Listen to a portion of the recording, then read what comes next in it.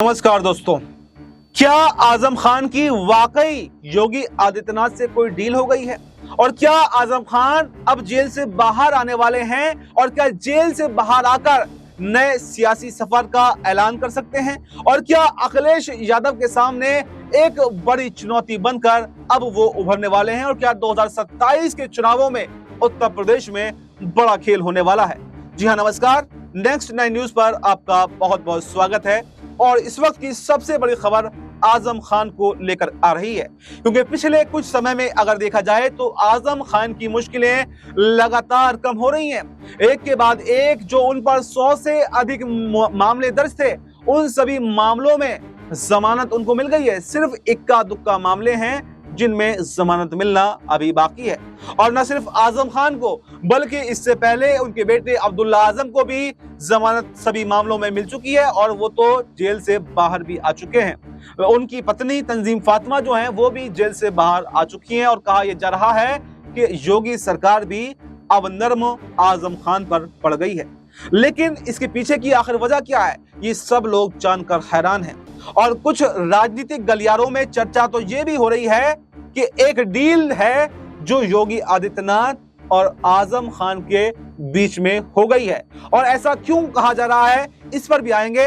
क्योंकि ये इसलिए कहा जा रहा है कि आजम खान और योगी में कोई डील हुई है, क्योंकि जो जमानतें यहाँ पर आजम खान को मिली हैं या अब्दुल्ला आजम को मिली हैं, वो ज्यादातर निचली अदालतों से हैं। या तो रामपुर के MP MLA कोर्ट से मिली हैं, या फिर जिला न्यायालय से मिली हैं, या फिर कमिश्नर न्यायालय से मिली हैं।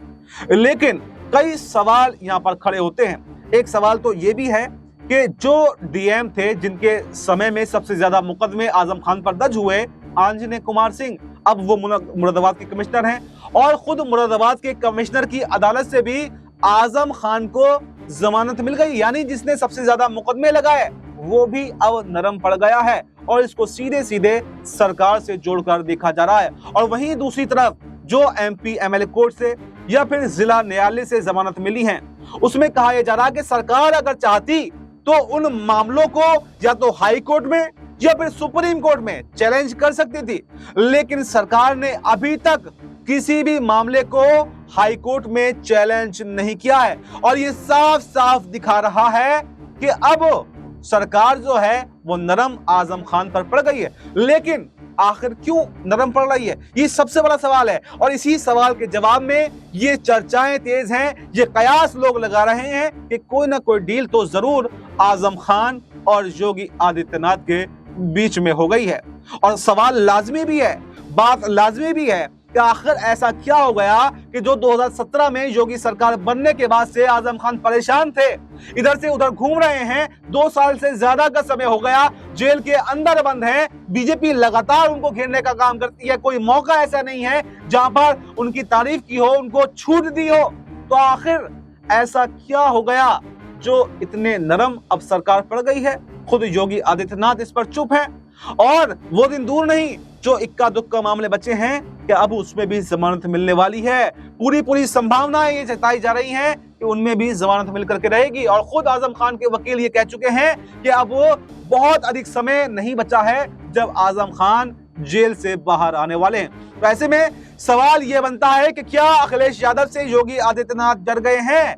क्या 2024 के चुनावी नतीजों ने योगी आदित्यनाथ को गहरा सदमा दे दिया है? और क्या अखिलेश का कद इतना बड़ा उत्तर प्रदेश के अंदर हो चुका है कि 2027 में सत्ता गंवाने का डर अब बीजेपी को सताने लगा है? और क्या आजम खान यहां पर कोई सिंधमारी अखिलेश यादव के वोट बैंक में कर भी पाएंगे या फिर नहीं? क्या जो बीजेपी एक रणनीति बना रही है और जो डील करने की बात सामने आ रही है, अगर ये सच होती है तो क्या वाकई आजम खान अखिलेश यादव को चुनौती दे पाएंगे? क्या वाकई आजम खान के पास में उतना वोट बैंक है भी जो अखिलेश यादव से वो वोट बैंक खींच सके? क्या आजम खान के पास में कौन कौन से रास्ते इसके बाद में, इस पर भी चर्चा करना जरूरी है। क्या आजम खान जेल से बाहर आकर यहाँ पर कांग्रेस के साथ में जाएंगे? क्या अखिलेश यादव का अगर साथ छोड़ते हैं तो क्या चंद्रशेखर आजाद के साथ में जाएंगे या फिर ओवैसी के साथ में जाएंगे?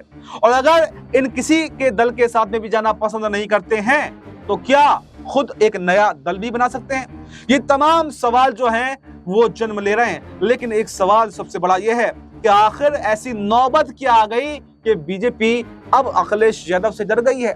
क्या 2024 के वो नतीजे ही हैं जो ये बयान कर रहे हैं? अगर एक तरीके से कहा जाए तो बहुमत इंडिया गठबंधन ने हासिल कर ली, क्योंकि 80 लोकसभा सीटें हैं और 80 में से 43 लोकसभा सीटों पर इंडिया गठबंधन का कब्जा था और अकेले 37 सीटों पर समाजवादी पार्टी जीती है, जबकि 6 सीटों पर कांग्रेस जीती है।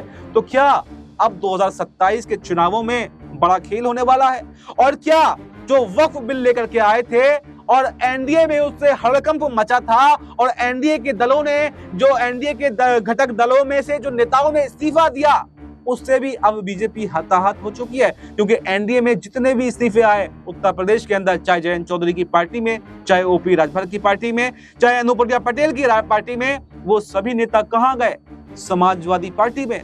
तो ऐसे में सबसे बड़ा सवाल यही बन रहा है कि क्या उत्तर प्रदेश के अंदर अब सत्ता परिवर्तन होने जा रहा है और क्या आजम खान पर जो दांव खेलने की कोशिश अब बीजेपी कर रही है उस दांव में कामयाब हो पाएगी या फिर नहीं? क्योंकि बहुत से राजनीतिक जानकारों का कहना यह भी है कि आजम खान के पास में उतना वोट बैंक नहीं है जितना वोट बैंक यहाँ पर मुलायम सिंह यादव और अखिलेश यादव ने मुसलमानों के अंदर बनाया है।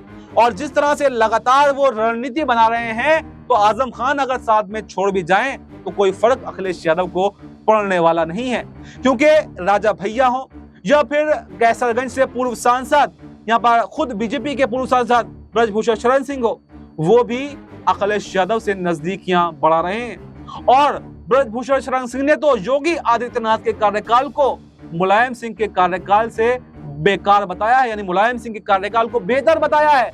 और इससे आप अंदाजा लगा सकते हैं कि शायद वो भी कुछ बड़ा खेल कर सकते हैं। तो ऐसे में सवाल यही बन रहा है कि आजम खान आखिर कब जेल से बाहर आएंगे और जेल से बाहर आकर क्या बीजेपी के कहने के इशारों पर चलेंगे, बीजेपी से डील जैसी बात आई है उस डील पर खरा उतरेंगे, या फिर अखिलेश यादव के साथ में ही खड़ा हो जाएंगे? और क्या अखिलेश यादव को अगर चुनौती भी देते हैं तो इसका फर्क अखिलेश यादव को क्या 2027 के चुनावों में पड़ेगा या फिर कोई भी असर नहीं पड़ेगा? ये भी अपने आप में एक सबसे बड़ा सवाल बन चुका है। तो फिलहाल इस रिपोर्ट में इतना ही। इस रिपोर्ट पर आपकी क्या राय है और आपके मन में जो भी सवाल इस रिपोर्ट को देखने के बाद में आए, आप कमेंट बॉक्स में अपने सवाल जरूर लिखें और हमें दीजिए इजाजत।